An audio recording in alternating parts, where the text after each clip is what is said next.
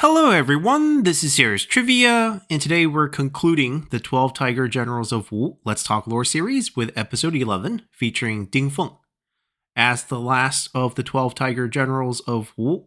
Ding Feng is ranked in this manner because he's the youngest of the bunch by far. Now, we don't know his exact birth year, but we do know that he was born in the Lujiang Commandery, where he would be eventually recruited by Ganning as a young recruit.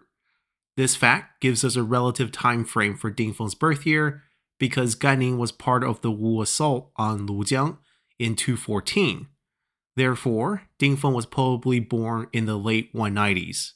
Now, because of Ding Feng's youth and position as a regular recruit, there are not a lot of detailed records of Ding Feng's early career. All we know is that after Ganning's death in 215, Ding Feng, along with the rest of Ganning's retinue, spent time serving under Lu Xun before eventually being transferred under Pan Zhang and others after that.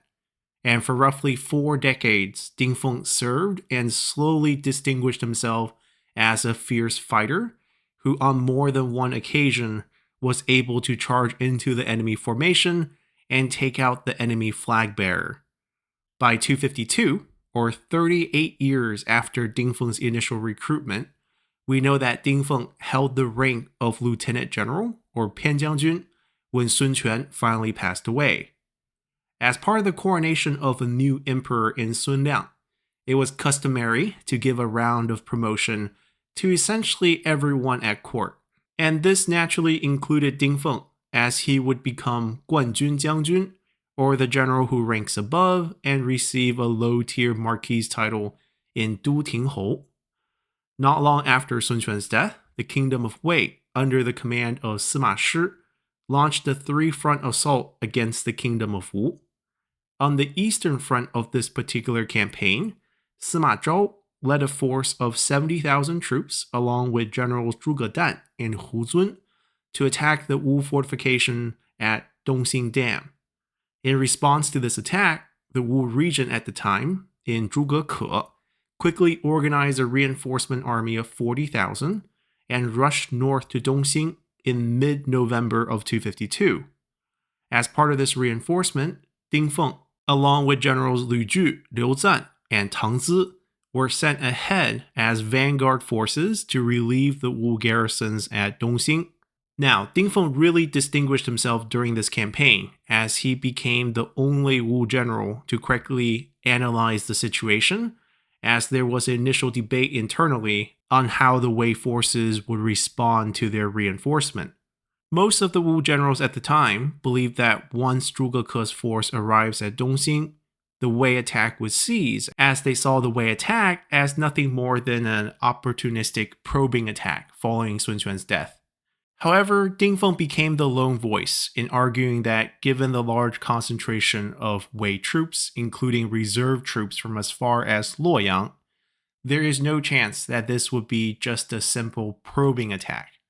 This perhaps is the reason why Ding Feng would end up being assigned to lead the vanguard forces for the reinforcement army. Now, furthermore, once Ding Feng's vanguard group crossed the Yangtze River, Ding Feng felt that they would move too slowly together on land, and thus risk giving up vital defensive terrains to be claimed first by the Wei side. So Ding Feng decided to take his own retinue of just 3,000 troops, and instead of marching on land with the other vanguard forces and supplies, he would take an alternative naval route and take advantage of the strong northerly wind to speed ahead to Dongxing first in just 2 days' time.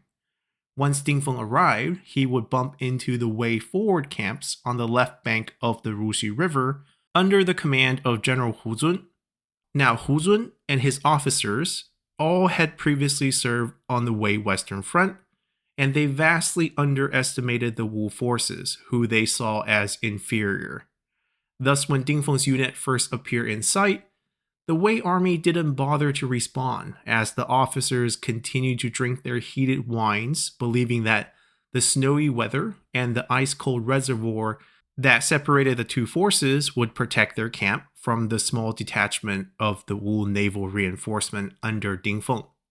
Seeing how lax the Wei camp was, Ding Feng ordered his retinue to prepare for battle, as in order to disembark in this icy weather, the troops had to all strip themselves of their armor and helmet as the metal would have been too cold. So as you can imagine, when the Wei forces under Hu Zun saw the Wu troops stripped down to being basically naked in this freezing weather, it just farther reinforced the preconceived notion of Wu inferiority, as they laughed at the idea that this Wu force would actually jump into the freezing cold lake to attack their camp. Yet that is exactly what happened, as Ding Feng and his 3,000 troops charged ashore through the icy waters armed with just short sabers and shields with no armor or helmet, and absolutely decimated the unprepared and arrogant Wei forward camp under Hu Zun. With the Wei forward camp routing back, chaos and confusion spilled over into the Wei main camp, who had no clue what was happening. At this inopportune time, the rest of the Wu vanguard unit of the reinforcement under Generals Lu Ju, Liu Zan, and Tang Zi would arrive in perfect time to join in the battle, as panic eventually set over the entire Wei camp. And this mass of retreating Wei troops soon overburdened the temporary floating bridges that connected the two sides of the Wei encampments, and as these bridges collapsed, Wei troops died by the thousands, drowning in the freezing waters of the Rushu River. By the end of the battle, the Wei side took perhaps their worst defeat in decades, as the casualty topped over 20,000, and given the disorganized retreat, almost all the army supplies were abandoned for the Wu side to claim after the battle as the prize. Given this historical grand victory and Ding Feng's contribution in it, Ding Feng was promoted to the position of general who eliminates the enemy, or 灭寇将军, and his marquis title was also slightly upgraded to a county level 1. And after Zhuge Ke's short career as the region of Wu ended, Ding Feng mostly avoided the political quagmire within Wu, as he would go on to serve both regents Sun Jun and Sun Chen without question. And given Ding Feng's experience and talent, he was relied heavily by both of these terrible regents of Wu, as Ding Feng would first receive a new general title of Hu Wei Jiangjun, or the General of the Tiger's Might, under Regent Sun Jun, before accompanying Sun Jun north to Shouchun to aid the Wei turncoat Wen Qing during the rebellions at Huainan in 255. During this campaign, Ding Feng once again proved his worth,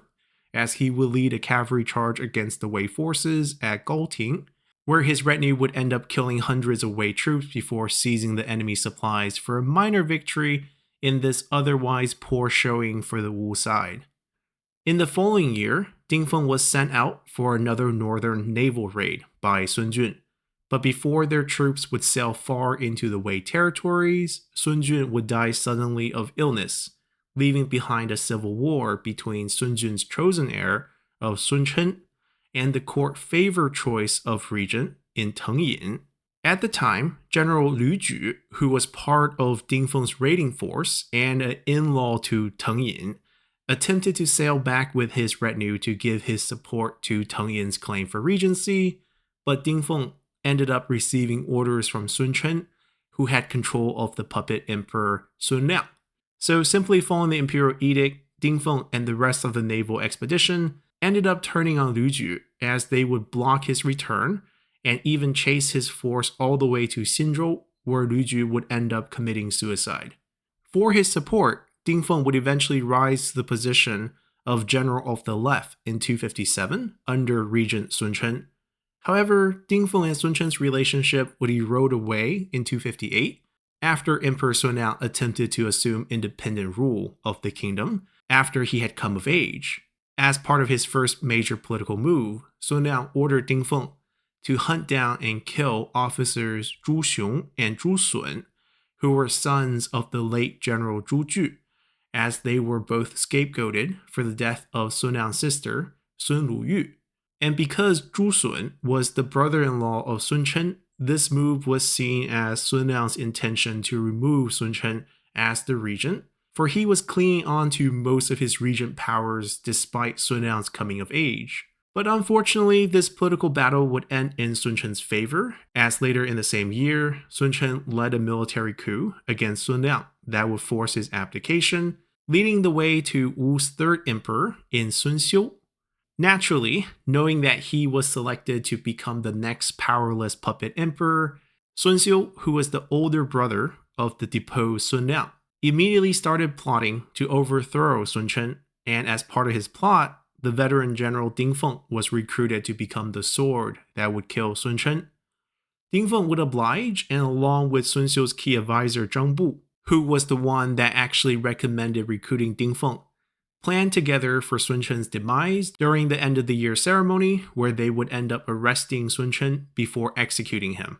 After Sun Chen's death, Ding Feng would have to go on to launch multiple campaigns against Sun Chen's close relatives, who all held key military positions throughout the kingdom of Wu, as finally, the long period of terrible regencies following Sun Quan's death would end in 259.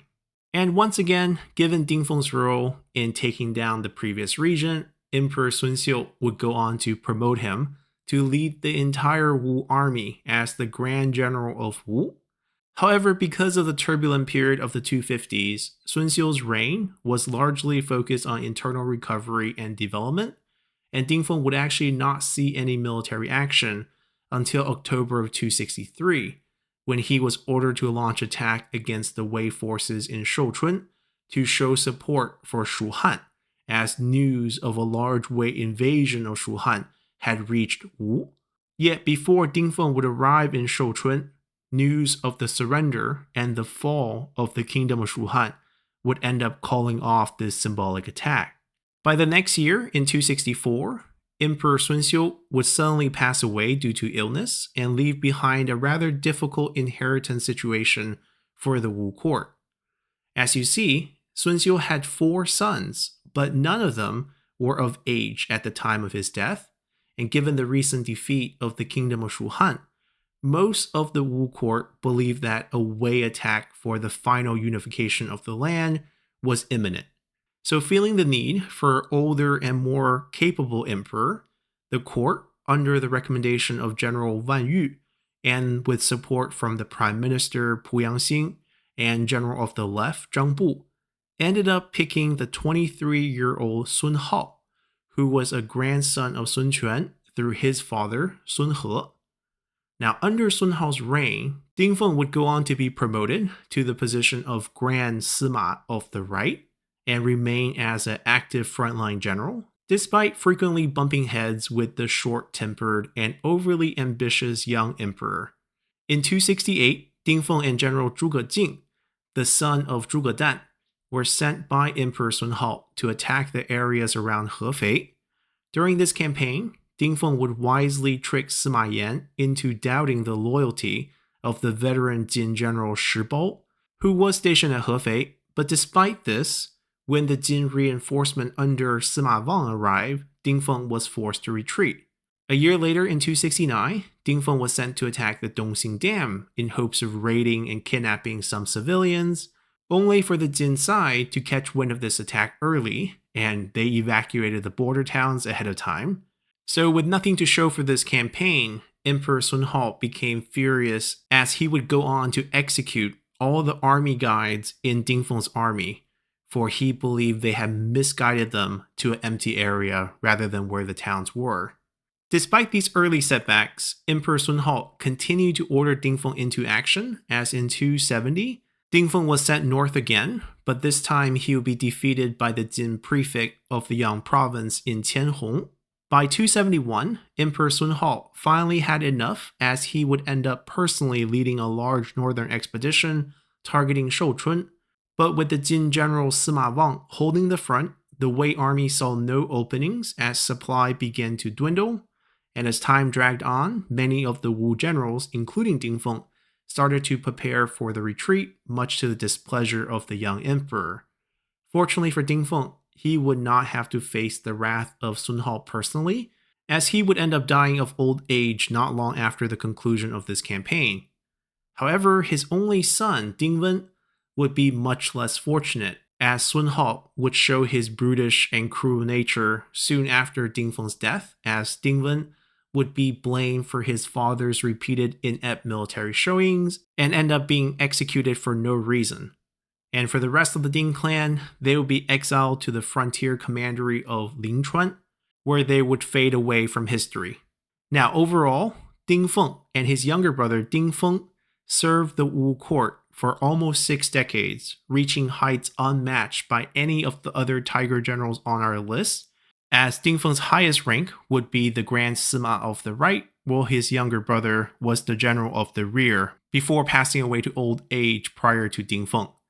But all of this would be for naught, as Emperor Sun Hao's reign of terror and the eventual fall of Wu would doom their clan the second Ding Feng died of old age. And with that, our episode and series on the 12th General of Wu comes to a close. Hopefully you all have enjoyed this episode and series enough to consider subscribing to the channel for more content on Three Kingdoms history, or simply support the channel by leaving a comment below, or just by hitting the like button. And as always, I'll see you all next time. Bye!